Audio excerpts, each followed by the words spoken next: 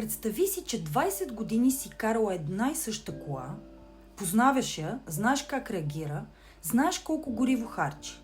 И изведнъж сменя двигателя. Колата вече не тръгва по същия начин, не харчи същото гориво и старите навици зад волана просто не работят. Точно това е и перименопаузата. Какво се променя в двигателя, демек в тялото ни? Първо, естрогенът започва да се държи като влакче на ужасите. Ту големи пикове, ту резки спадове. В резултат ставаме много по-чувствителни към въглехидратите. Същото количество храна, което преди е било нормално, сега покачва кръвната захар много по-бързо и тялото влиза в режим на складиране. Второ, прогестеронът намалява. Сънят се влошава, кортизолът се покачва, тревожността се усилва и нервната система става по-напрегната. Много често се появява и емоционален глад. Трето, тестостеронът спада. Започваме да губим сила, тонус и мотивация. Метаболизмът изразходва по-малко енергия в покой и гори мазнините по-трудно. И тук идва въпроса. Какво да направим? Ами просто е.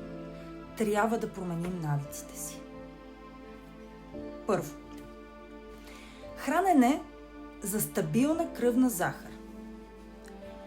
Преди можеш да си похапваш хляб, сладичко, да пинеш нещо вечерта и на следващия ден пак да влезеш в релси. Да отидеш до фитнеса и да изгориш всичко. Сега тялото иска структура. Хранения богати на протеин, мазнини и фибри, по-малко алкохол, умни въглехидрати и значително по-малко захар. Така даваш на новия двигател горивото, което той наистина може да използва. Второ. Намаляване на възпалението. Чрез по-малко захар и преработени храни, чрез повече фибри и повече движение, ще намалим възпалението в чревния микробиом, демек в нашите черва. И оттам в целия организъм. Лично при мен и фастинга върши отлична работа за стабилизиране на инсулина. Когато възпалението пада, подуването, мозъчната мъгла, изтощението и болките в стави и навсякъде те отслабват. Трето. Тренировки, които работят за хормоните ни. Кардио до припадък вече не помага. По-скоро стресира организма. Перименопаузата обича силови тренировки. Ходене и умерени интервални натоварвания. Мускулите са нашият нов метаболитен орган. Колкото повече ги имаме, толкова по-лесно ще ни бъде. Четвърто.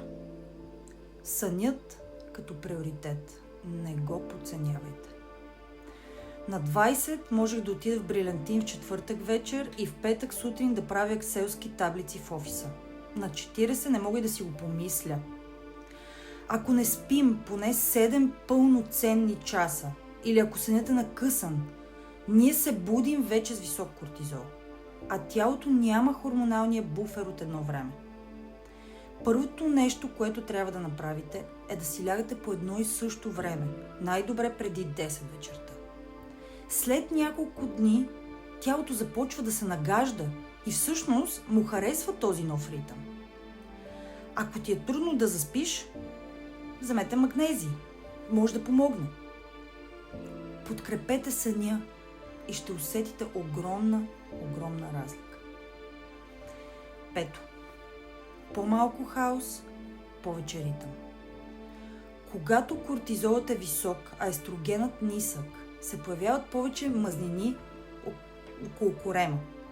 Нервност, умора и понякога дори депресивни състояния. Приоритизирайте себе си. Разходки, танци, спа, хоби, медитации, всичко, което повишава окситоцина. Това е нашия хормон на щастието и привързаността. Той е най-висшият хормон и може да успокои кортизола и да подреди цялата хормонална система. Не подценявайте стреса. Той отключва заболявания, с които по-късно се справяме много, много трудно. И да се върнем, например, с колата. Вече имаме нов двигател, който ни казва: ако ме караш по нов начин, ще се движа прекрасно. Въпросът е само дали ще го чуем.